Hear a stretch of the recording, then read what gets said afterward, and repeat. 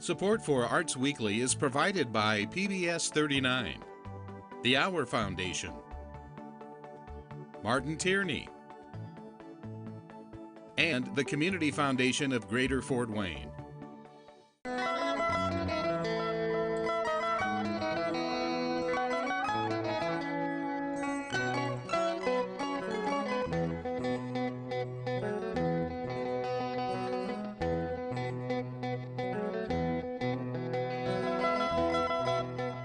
This is Arts Weekly.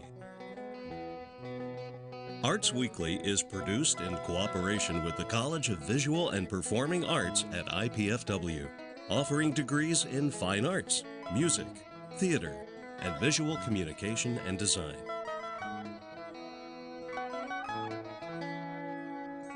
Welcome to Arts Weekly. I'm John O'Connell, Dean of the IPFW College of Visual and Performing Arts. On today's show, we'll be featuring the upcoming theater seasons for local theater companies. In the second half of the show, I'll be joined by Tom Hofrichter from First Presbyterian Theater and Brian Wagner from Arena Dinner Theater. But first, I'm pleased to welcome Lauren Nichols from All for One Productions and my friend Phillip Colglazier from Fort Wayne Civic Theater. Thank you both for joining me on Arts Weekly for my favorite show of the entire year is theater season. I get to hear what everybody's doing and what I'm not doing. So Lauren, welcome. Yes. Let's start with you on All for One Productions. You've got an exciting season planned. Yes, we do. Tell us a little bit about that. How many shows do you have planned? 4 shows and quite possibly all local premieres. Oh, wonderful. I don't believe any of these shows have been done in Fort Wayne before, and that's one thing that I think we strive for, to do things that are unusual and yet have some name recognition. So we've achieved that, I think, with 2 of them. We open with Interval, which is a 2-character show, very a quirky show. We've had a hard time describing it for people. Is it a romantic comedy? Is it a dramedy? Is it a murder mystery? Yes. Yes.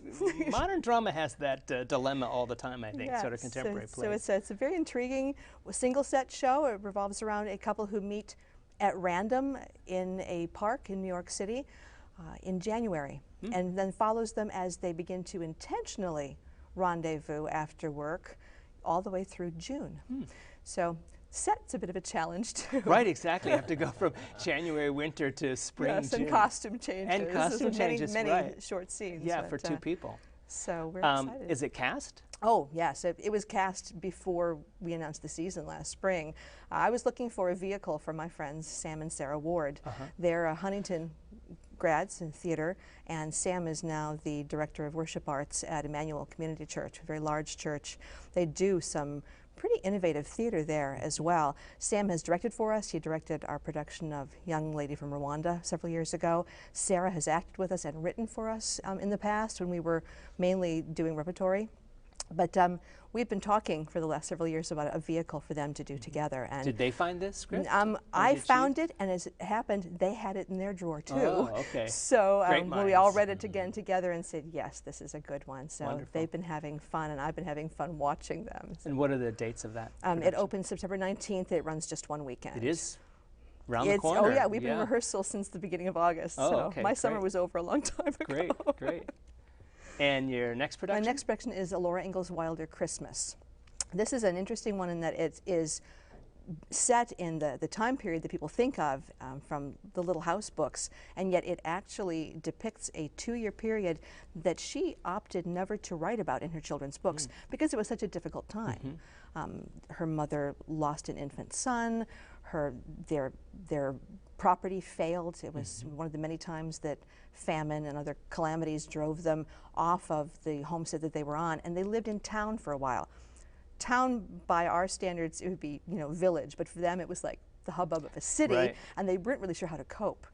But it's a charming, sweet, heartwarming play with many roles for juveniles in it. Well, it's interesting because just this week I heard on the radio that someone is publishing or releasing. It's being released the weekend that we open. It is? Yes. So this is the book they were talking about. The memoir called Pioneer Girl, which was her original work that publishers wouldn't touch because it was bleak. Right, that's what they were saying on the radio. And someone has raised the funds and gotten the research together to make sure that it is, they're illustrating it and finding period documents and things to go along with it. It's November. I believe that we open November 7th. I think that the publication date is like the 8th. Right. If I'm not right. mistaken. Yeah, I just heard about that on the radio, So and they they were talking about. serendipitous. I was very excited about that. They were that talking tie-in. about the bleak nature of the text. Yes, While it lovers was a of tough life. Yeah, a yeah. tough life, and she sanitized it quite a bit for children. The other intriguing thing about that production is we will be joined by the Hearthstone Ensemble to provide the instrumentals for a number of period songs. All folk music and Christmas music from the 19th century. Wonderful. So a pseudo-musical for us. Early in November. Early in November. All right. The middle 2 weekends, or closest to And your 16th. third production? The Music Lesson. This has been on my radar for 3 or 4 years now. Another fairly new play. And it centers around a pair of Bosnian refugees from the Civil War in the 1990s. They are musicians, husband and wife, who play violin and piano. They've settled in Pittsburgh. She is still grieving over all of the students that she left behind, that she couldn't somehow get out of the country with her. And he's saying, you know, we have to move on. We have to start over. So he takes on brother and sister as students. Brother plays violin, sister plays piano. Sister is very angry and withdrawn because her parents are going through a divorce. So in essence, they have civil war going on in their home as well, and doesn't want to take piano. Teacher doesn't want to teach, and so the central conflict is this battle of wills, or what's going to happen and how are they going to discover that in fact they need each other and have something to offer one another. Beautiful script. Is it a four-person cast? There are the two young women, or the two young people, the couple, their mother, and then one young woman who is in Bosnia. It's a memory play, Right. so it does some shifting back and forth in time. Great. But still, a small cast. It's an Sounds intimate show. very interesting and compelling. I think it's going to be. Yeah. And your final show? Our final show is Around the World in 80 Days. It's a Wow. big crowd pleaser. Yeah. Think the 39 Steps with a better script, which is not to disparage that, because I saw both Arenas and Civic's productions, 39 Steps. Fun show. But John Buchan's book is not a great novel, and this is a very good novel. And what are the dates of that? That is April 24th through May 3rd, and Jeff Salisbury will be directing that show. Oh, okay, terrific. And Fun. contact information for All for One The Productions? best way to reach us right now is allfor1fw.org. We are changing our corporate offices. We're moving to Fort Wayne, and I'm not sure what's happening to the phone number. So, Okay, well, so reach us by our everybody our, deals website. with the computer these days That's right. anyway. So. That's right. Great, thank you, Lauren. You're Phillip Colglazier, the Civic Theater, you have quite a season We do. planned ahead. You've got some premieres as well. Actually, we just got done with Dirty Rotten Scoundrels, Yes. and we're going to be doing. It comes open September 12th through the 28th. It's called a comedy called Over the River and Through the Woods. Delightful play. Delightful, Really, very funny, yeah. and it goes quick. Nick is the grandson. Every Sunday night he has dinner with both sets of grandparents. Italian grandparents. Italian grandparents. Right. And so he discovers he gets a job away, and so he says he's going to move. Well, the parents start plotting Right. to keep him home and introduce him to Caitlin. Right. So it's a very interesting plot twist with everything. I had the So- good fortune to direct a beautiful cast in that in Memphis. It's one of my favorite plays that I've directed. It's a heartwarming, funny play. Yes, So. and Jeff yeah. Moore is directing that Oh, one great. for us. Yeah. And Maggie Cole Hunter, Joanne Kirshner's in it, James Del Piore, and 3 other cast members. So Great. Wonderful cast. Yeah. And that'll be at the Arts Lab? that'll be the Arts Lab Okay. across the street, Great. and the new space there. Right. And then we go into Shrek, Right. the musical. Huge And it's a undertaking. big show, and Jeff Salisbury is doing the lead. Oh, okay. Yeah, and Megan Meyer will be Fiona, and so it's all the delightful characters of the movies, and all brought on stage in You a must musical have format. just recently cast that. Yes, we did. Okay, And we start great. rehearsals in September, and that will be November, 3 weekends before Thanksgiving. Oh, okay. November 8th through the 23rd. Terrific. And it's a great time for Christmas, and a lot of our corporations are gravitating towards that. Right. So it's a good sign that it'll sell well, and so it's great for a holiday pre-Christmas Right. kind of thing Yeah, for good. the family. Great. Congratulations on that. Yeah. What's after that? Then we go into Cabaret. Oh, It's a classic yeah, piece, yeah. and so really looking forward to that. And you're directing I'm Cabaret. directing Cabaret, and Wonderful. Leslie Beauchamp is going to be my choreographer. And She's so, excited. I had her on my show a couple weeks ago. Oh, cool. And she was very excited to talk about it. Yeah. So we're really looking forward to that. So is it the Cummings version or the Joel Gray version? Well, is it a little probably of both? a little bit of both. Actually, I'm going to try to go up and see it in New York, but probably leaning more towards Alan Cummings, more like the Chicago kind of format. But the costumes are a little bit still some of the period. So Okay. Terrific. Great. Yeah. Everybody loves that play. You'll sell out on that one, I'm sure. Yeah. Yeah. Great. Then we go into 33 Variations. This will be at the Arts Lab again, and it's a dramatic piece. A musicologist has discovers that she has ALS, and so she's studying on Beethoven, and there's 33 variations. There's parallels with his illnesses and his life, and so there's a lot of music that are involved. So it's very cultural experience as well as dramatic, and her dealing with the ALS. It's a pretty common script being done around America the really last 4 or intrigued by 5 it years. myself. Yeah, I have I'm been anxious to too. see it. Yeah. And Greg Stieber is going to be our guest director for that production. Wonderful. Good. That I would imagine is at Arts Lab. Correct. Yes. Okay. And then 25th Annual Putnam County Spelling Bee, which you know well. I You did know it that several play years very ago. well. It's a great fun. It's so much fun. Yeah. And John Tolley's going to be Oh, John will have a directing great that. time with that play. And so, as you know, it's more adult. Yes. Than it warning. is. It's not a family spelling It's bee. not a family spelling No. bee. So So it's delightful in that regard. And so a lot of And there's nice audience musical participation. Audience participation. Which we Actually, love about that. at our fundraiser coming up in October called Celebrities Act Up, Monster Mash, Murder, and Mayhem.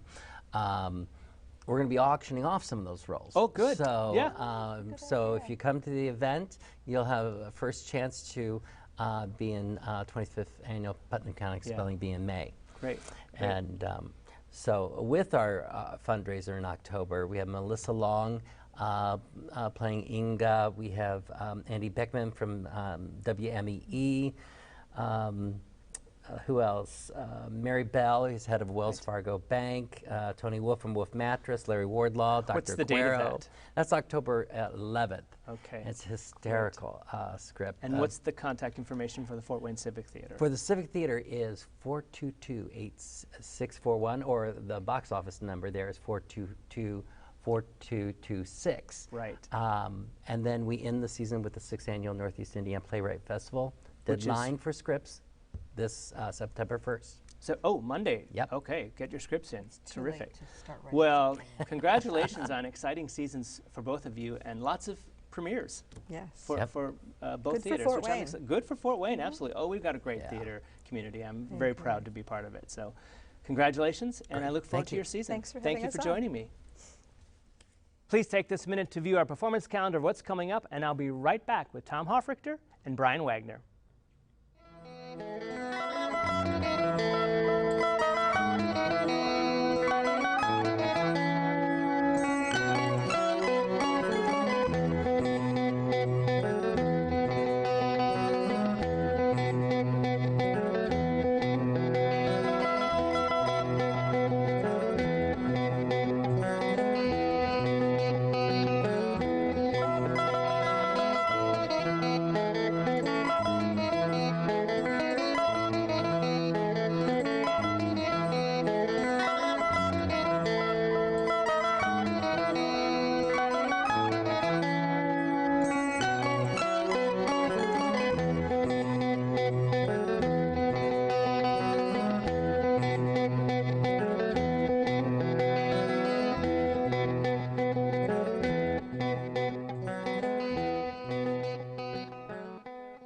We're back to talk about more theater, this time with Tom Hofrichter of First Presbyterian Theater and Brian Wagner of Arena Dinner Theater.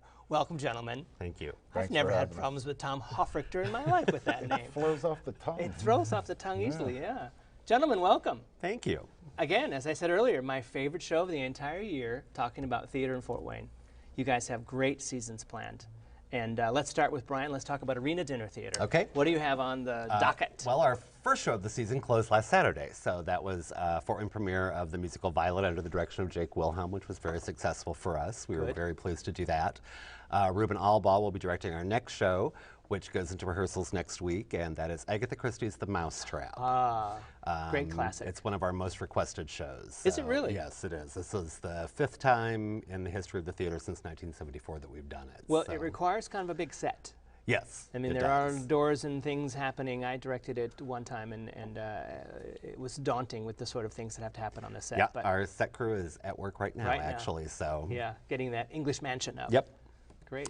Then we will follow that at Christmas time with Neil Simon's classic comedy, Barefoot in the Park. That will run through the holiday, well, from the Friday after Thanksgiving through the Saturday before Christmas. Okay. So we'll do 4 weekends of that show. It's good to put a really familiar title in that slot. We've had There's great, so much competition at that yes, time. we had great success last year with Same Time Next Year. Right. Neither of the shows have anything to do with the holidays, but as I'm sure Tom can attest, holiday shows are incredibly difficult to find. I've read dozens, and Well, they're hard to find, and they're also, you know, you got a lot of competition in this town. Yes, this is a we Christmas do. town. Yeah, not only not only theatrically, but you also have Right. you know, the holiday pops and the Nutcracker and all of that going on as well. So that's a good idea. Decide to just go to some fun comedy fair that's Something not Christmas. classic that Right. will sell well. People are very familiar Great with. So idea. we're excited about that. That will be under the direction of Fred Crosskoff. Okay.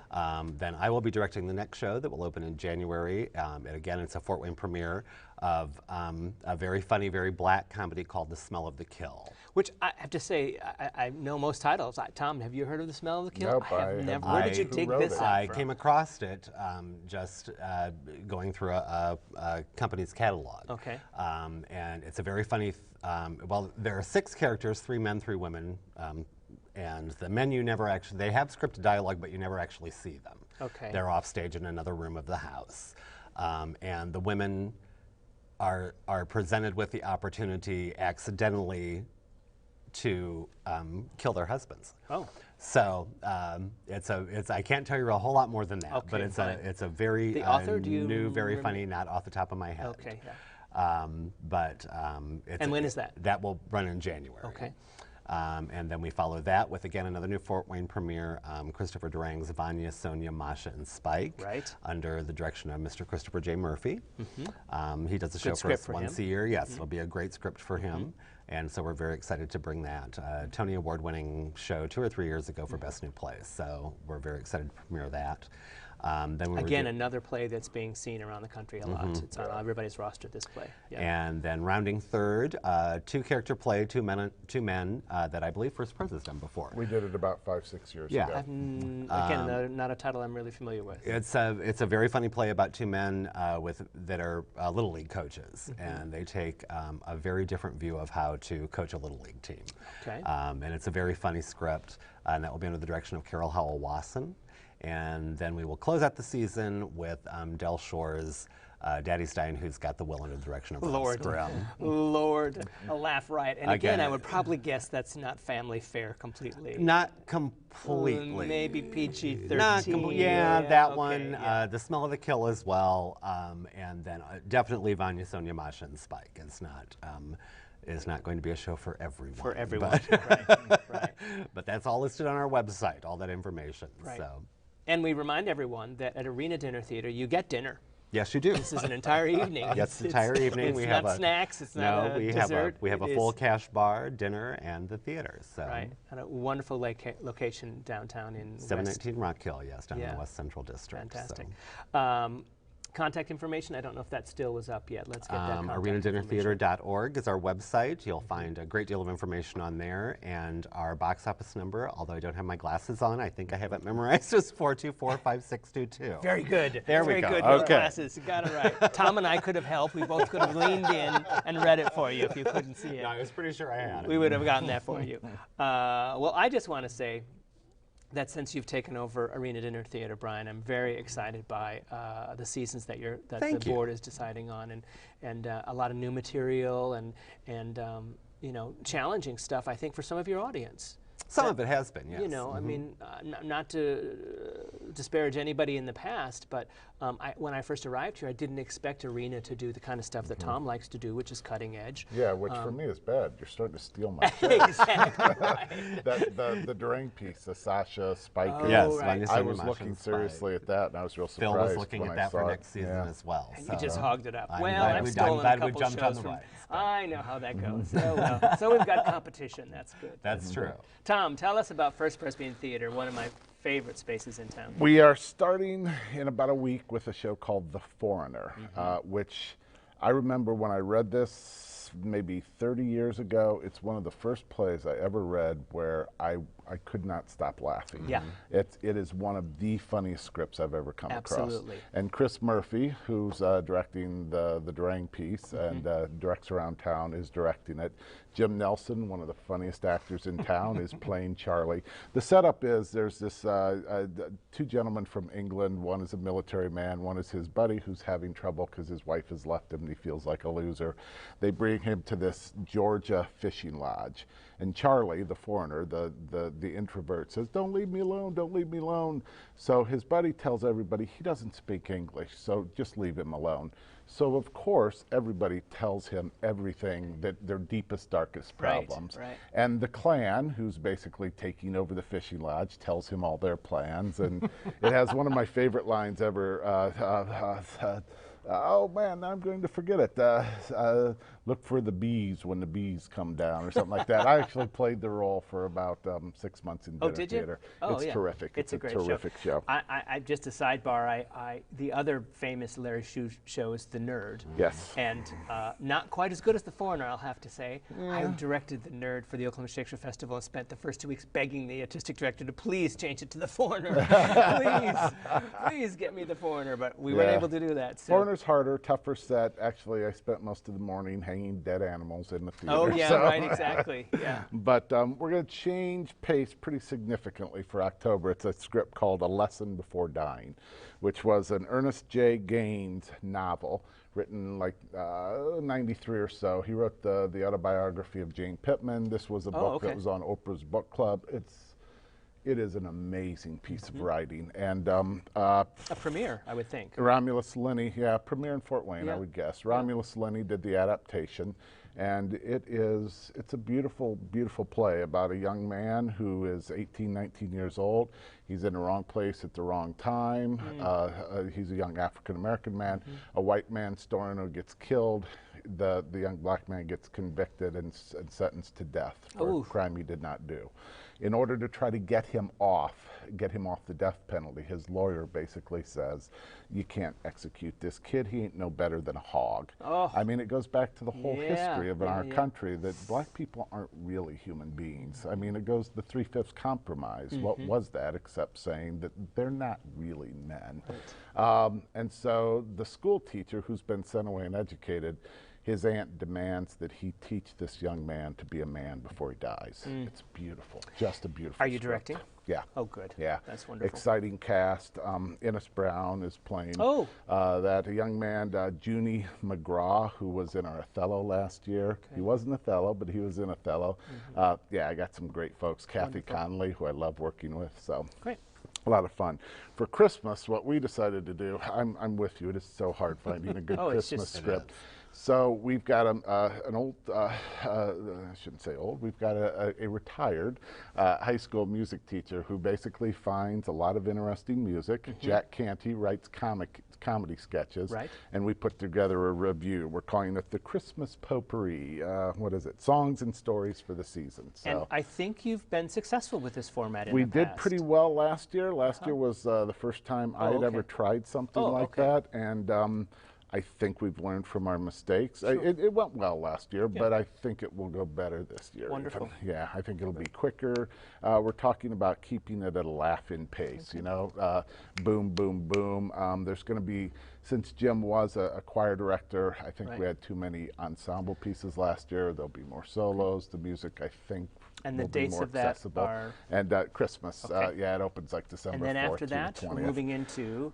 The Savannah Disputation. Another again, First Pres does stuff that hopefully engages your mind Right. a little bit, except for the foreigner. That's just ridiculous. Right. That's all right. But Savannah Disputation is about these two women who are sisters, and they're of the Catholic faith, and in their 60s, early 70s, and this young evangelical knocks on their door to save their souls because they're Catholics. They're going to hell, according to this woman.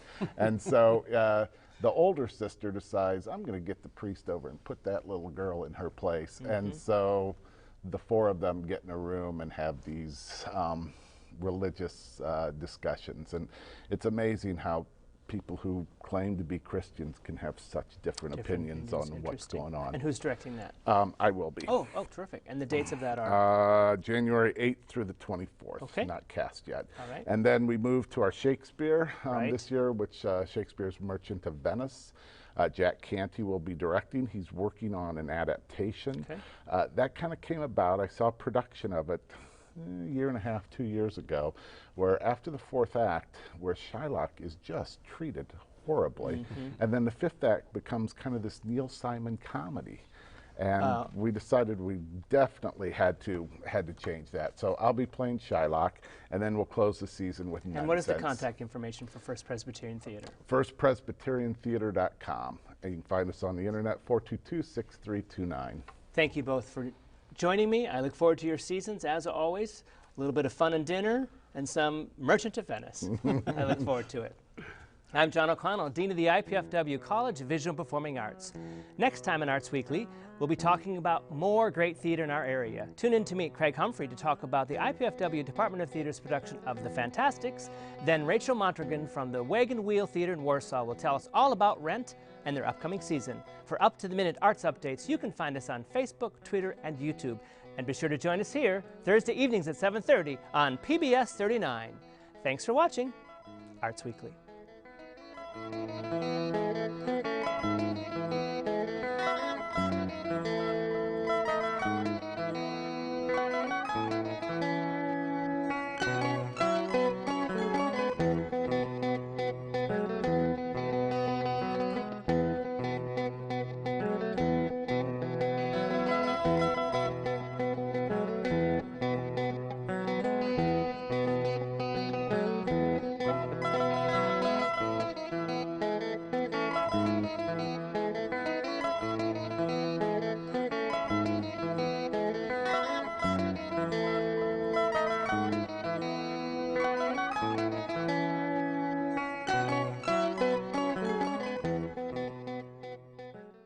Support for Arts Weekly is provided by PBS 39, the Hour Foundation, Martin Tierney,